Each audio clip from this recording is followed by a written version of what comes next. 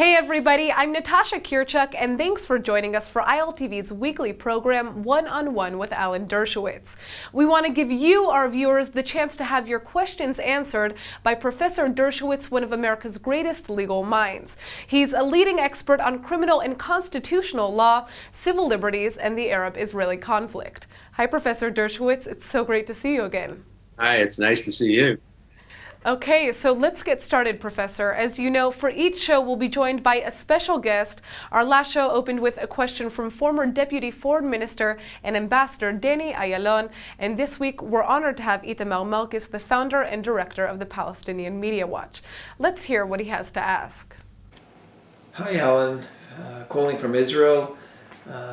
I'd like to congratulate you, first of all, on your new program on ILTV, and thank you so much for inviting me to join you today. Palestinian Media Watch has been warning the international community for many years about Palestinian incitement to hatred and terror, and by now the international community recognizes and is citing Palestinian incitement as a fundamental impediment to peace. What we are most concerned about is the incitement of children to hatred and terror, particularly since the Palestinian Authority is using Islam, using and abusing Islam, making its people feel, making its children feel that Islam is at war against the Jews, that Islam is inherently at war against Israel. And I want to show you a couple of seconds of clips from Palestinian television that exemplify how the PA, not Hamas, the PA, the Palestinian Authority, Fatah, how they are educating their children. يا بني صهيونة يا شر البرية يا قرودا همجية يا خنازيرا شقية. أعداء الله أبناء الخنازير قتلوا الأطفال بردة كالثعابين وقطعوا أشلاءهم بالحجارة والسكاكين واغتصبوا النساء في الميادين. وأن عدونا صهيون شيطان له ذيل. قد بنيت خطتي على نار الحقد والكراهية التي تملأ قلوب اليهود. Note, Alan, children are being brought up to see Jews as monkeys and pigs, as Satan, the enemies of Allah. How are these children ever going to live side by side with Jews in peace if they believe that we are the enemy of their God? In this recent terror wave, which started in October 2015, 40 Israelis have been killed in stabbings, shootings, and car rabbings.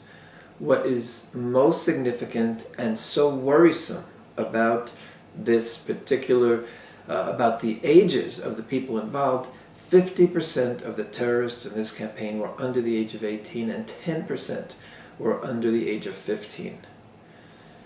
The question is, where do we go from here? We see an entire Palestinian generation of youth who've been brought up to see killing Israelis as something that their God, that Allah expects of them, wants of them, and killing of Israelis is something that will bring them honor of the entire Palestinian society.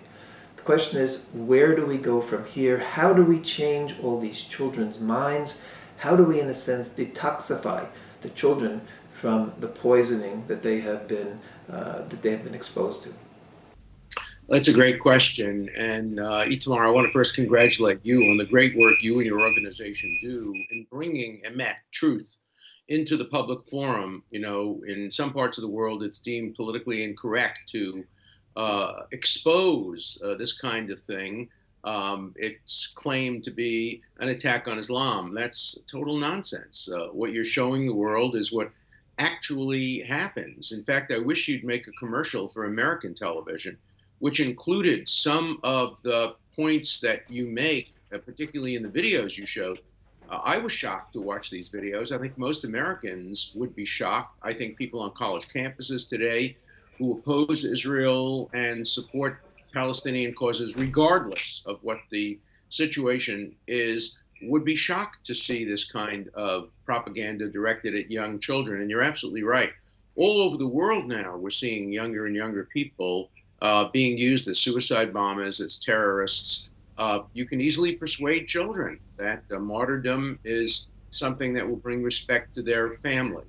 So I do think that these kinds of incitements, which clearly lay right at the footstep of the Palestinian leadership, are a much greater barrier to peace than what other people point to as barriers to peace. Having said that, let me be a little bit more optimistic. Let's just remember that Nazi Germany and fascist Japan during the Second World War taught their children the same thing about Americans. And yet, when peace came rather quickly. Now, there are differences, of course. The United States destroyed the German military and destroyed the Japanese military. There was total surrender. It wasn't just an agreed upon peace. And ultimately, Japan and Germany became great allies of the United States. They toured America, we toured their countries. So I would never give up on a people just because their children are propagandized. But I completely agree with you that this kind of incitement is a barrier to peace. It's in violation of accords reached by Israel and the Palestinians with the support of the international community, and it must be kept on the forefront of international visibility so that the world understands what Israel is confronting and why these young people. Remember, too, that Black Lives Matter, for example, in their platform, talks about how Israel arrests 14-year-old children. Well, of course they do. If a 14-year-old child is wearing a suicide belt, or if he or she is carrying a knife, of course they're arrested. The fault for that is not with Israel, it's with the people who send 14-year-olds or 12-year-olds or 16-year-olds or 18-year-olds to become martyrs and to become terrorists. So thank you so much for presenting the truth to a skeptical world, and a world that really doesn't want to see this truth. It looks like Itamar Marcus has another question, only this time he wants to focus on how Palestinian incitement is also part of a political campaign. Alan, I have another question for you.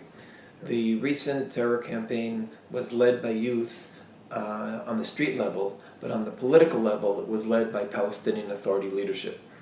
BMW just released a report called the Jibril Rajoub File, in which we show that Rajoub, member of the Fatah Central Committee, head of their Olympic Committee, was one of the leaders of the terror campaign. On television, he quote, blessed and encouraged the terrorists. He said they were crowns of glory on the heads of every Palestinian. How should the international community, on a legal level, respond to a person like Jibril Rajoub, who has openly incited to hatred, terror, and murder? Well, first of all, he ought to be banned by the International Olympic Committee from participating in any aspect of Olympics. I think we learned the lesson of 1936. We learned the lesson also, of course, of Munich, where the Olympics were used to politicize. The Olympics were used by Nazi Germany to promote Nazism. The Olympics were used in Munich to promote terrorism, and the Olympic Committee responded horribly. They didn't even stop the Olympics.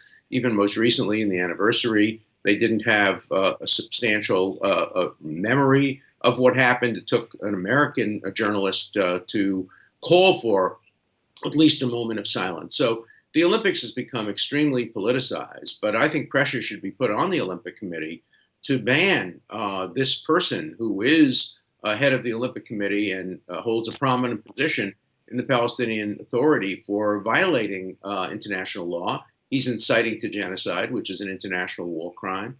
He's inciting to terrorism. He is promoting the kind of hatred that's inconsistent with what the Olympic spirit is supposed to be. Having said that, the Olympic spirit has never been what it's supposed to be. The Olympic spirit is filled with politics. And most recently, when an Egyptian refused to shake hands with an Israeli, to the credit of some people, he was sent home, hopefully in disgrace. We'll see. Only time will tell whether he's treated as a hero or as a villain. But I do think that when you have a leader who is involved in promoting terrorism and inciting terrorism, and he holds a leadership role in the Olympic Committee, pressure should be put on the International Olympic Committee to ban him from any participation or any role in the Olympics. Well, we can only hope that sports and politics do not continue to be combined in the coming Olympics. Thanks for your response, Professor. Now let's turn to our viewers' questions. Winbaum from Fairfield County, Connecticut, can't seem to stop thinking about a comment you made on last week's show. Hi, Alan. I'm Win from Fairfield County, Connecticut. Alan, I was watching the show last week, and I saw that you recommended a first-time traveler visit Ramallah as the first stop that they make visiting Israel. Wow, that threw me for a loop. I'm planning on visiting Israel next month for my first time, and I was really wondering if that's what you intended to mean, that a first-time visitor, first stop should be Ramallah. Also, I understand that you're being a stand-in for the Hillary campaign. I don't know what questions you would have for Hillary or for Trump, but if you could just share with us what one question might be for each of those candidates, that would be great. Mm-hmm. Thank you very much. Maybe I'll meet you soon in Israel. Take care.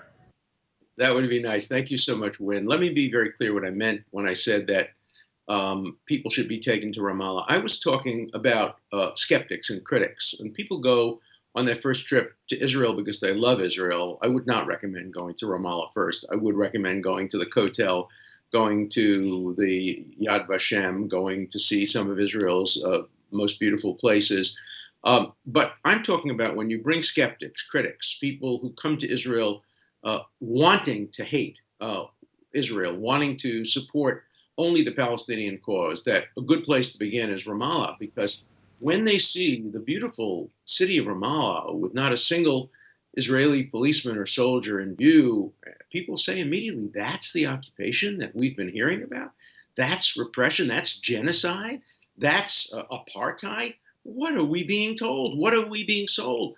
We're being sold a bill of goods. So for you, no, not necessarily, but for skeptical young people, for people who are coming to Israel with a negative view, Ramallah is a great place to begin because it exposes the lie of what the occupation has done to the Palestinians. Look, I'm not a supporter of Israeli policy when it comes to the occupation and the settlements. I believe in a military presence, but I've been a long opponent of some of the settlement policies of Israel.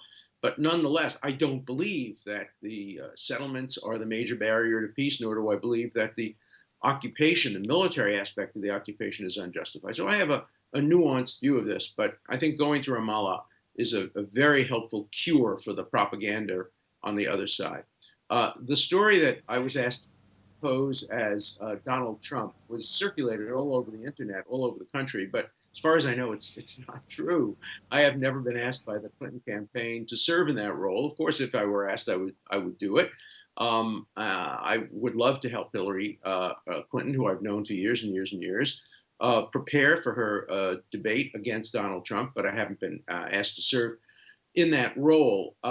As far as questions are concerned, for me, the major issue in the presidential election is who will bring stability to a world that is becoming growingly unstable. We're seeing the extreme right and the extreme left.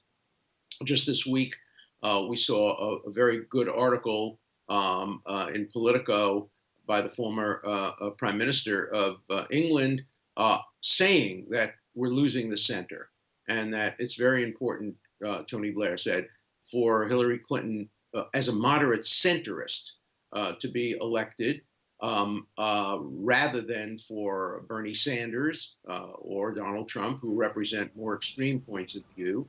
We're seeing all over Europe today, in Poland, Poland particularly, which is really disgracefully trying to pass a law now, making it a crime punishable by 3 years to say publicly, I want to say it publicly now, so I want to be subject to this criminal statute, that Polish people were involved in the murder of Jews, both during the occupation of Poland and after.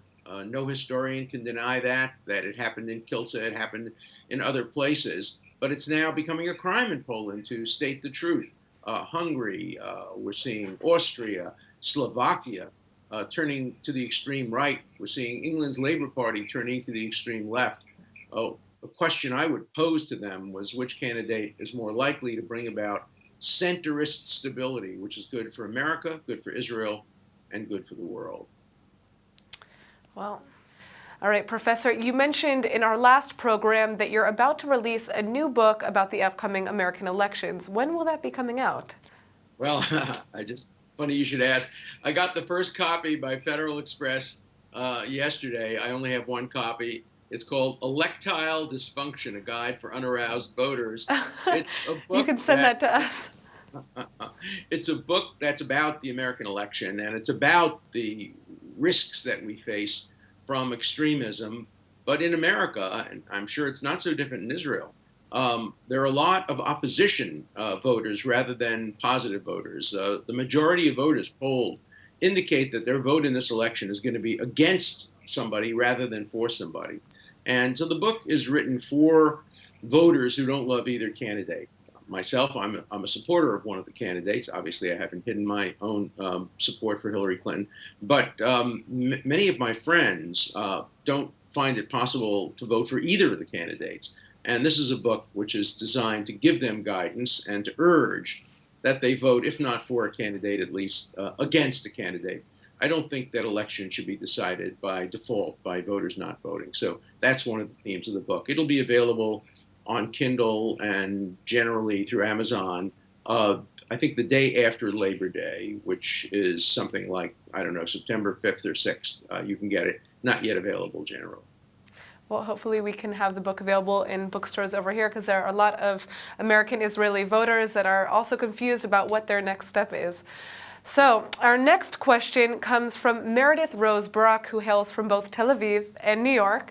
She's concerned about the relationship between American and Israeli Jews. Let's hear her out. Professor, shalom. Thank you for taking my question. The state of Israel is in a very different position than it was when you were growing up and even when you were writing the case for Israel. Israel has grown to a relative superpower, and it is certainly one of the most stable countries in the region. As someone who lives in both worlds, both the United States and Israel, I wonder, why is there a growing disconnect between Israel, Israelis, what's happening here, and the American Jewry? How do we bridge this disconnect? And how do we make our institutions that focus on bridging Israel with the American Jewry more effective? Thank you. Meredith, that's a great question, and it operates from both sides. I just saw a recent poll in the Israeli press that showed that only about half of the Israelis think that the Israelis have any responsibility for diaspora Jewry. And I think we're seeing an increasing disconnect between the diaspora, which I am part of, and Israel. I don't feel a disconnect. I feel very much as a patriotic, loyal American who loves America, whose grandparents came over here. They were saved. They were victims of the Shoah, obviously. And I love Israel. And I don't see any disconnect. But for many young Israelis, there's a disconnect. Their argument is, look, we have enough problems over here. We don't have to worry about the problems that American Jews have with intermarriage and assimilation. And American Jews are saying, look, we have problems here in America, too. Israel should deal with its own problems. As you say, it has military strength now and capacity to defend itself. I think that's just wrong-headed. I think that the Jewish community and Israel are connected in a very, very strong way. American Jews are a very, very important part of the Israeli political support system internationally. Israeli Jews are a very important part of what gives American Jews pride every time we read about another Israeli invention, most recently some research that's done on melanoma and other forms of medical research. We're very proud. And I think we have to work together to support each other. I really do think that the destiny of the diaspora community is tied very closely to the destiny of Israel and vice versa. So I'm hoping we can increase our relationship. You know, Israel is a country, like America, of immigrants. And both countries have to thrive on their diversity ethnically, diversity politically, diversity ideologically. But I think we have more in common than we have differences. So let's work together to strengthen both the American Jewish community and the diaspora Jewish communities in general, and the Israeli community, which consists not only of Jews, of course, but of Arabs and Christians and people of every possible faith and non-faith.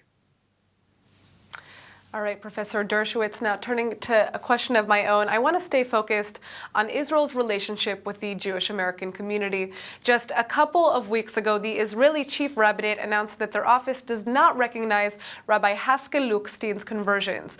Rabbi Lookstein is a prominent Orthodox rabbi in New York, as you know. He's performed a number of well-known conversions to Judaism, including that of Ivanka Trump, Donald Trump's daughter. Yet many of those who have been converted by the rabbi have moved back to Israel only to find out that the rabbinate does not consider them to be Jewish.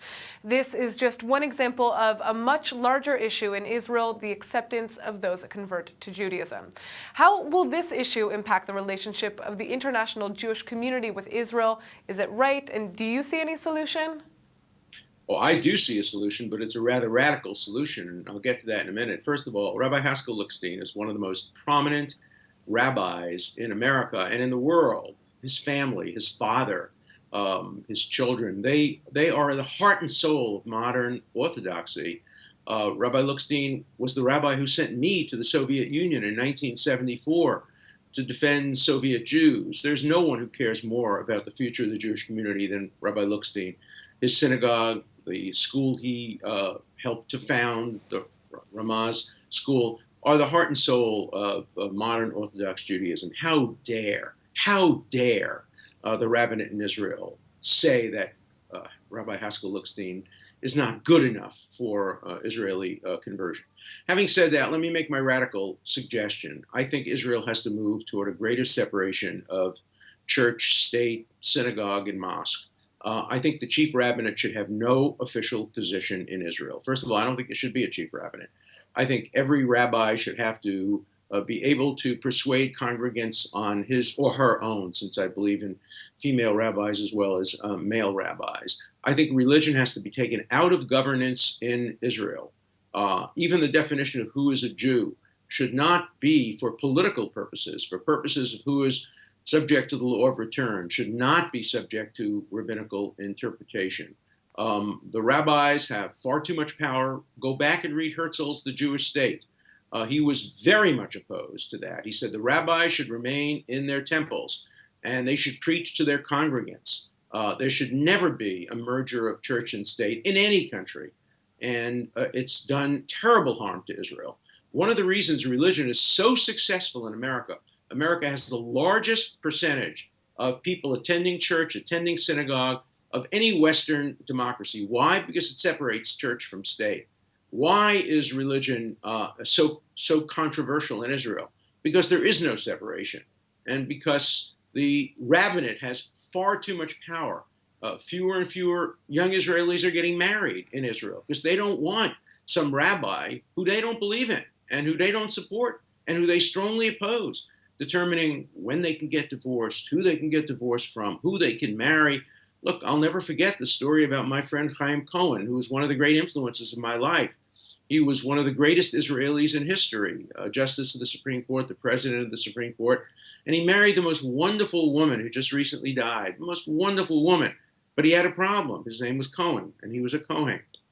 And the woman he fell in love with and married was a divorcee, and the rabbis refused to marry them. And he had to actually leave his country, leave Israel, in order to be married. That's a disgrace.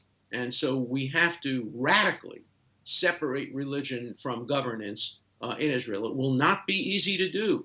And the fault, by the way, does not lie so much with the religious authority. It lies squarely at the feet of David Ben-Gurion, who made this deal with Harav Kook when Israel was first established. It was a bad deal. I understand why it was necessary, but it was a bad deal. It has hurt Israel. It has hurt the Jewish community. And I think this experience with Rabbi Lookstein exposes it for what it is, a power grab. It has nothing to do with religion. It has everything to do with power.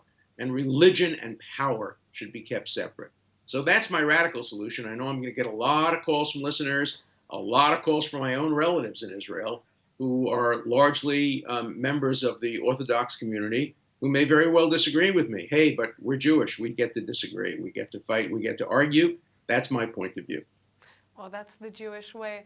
It interests me to see, what happens to the identity of the Jewish state if that's what takes place, but that will be for next show because we're out of time today. Thanks so much for joining us, Professor. I also want to thank our guests, including Itamar Malkis. If you'd like Professor Dershowitz to answer your questions, go to iltv.tv or our Facebook page and submit them. We can't wait until you join us again next week.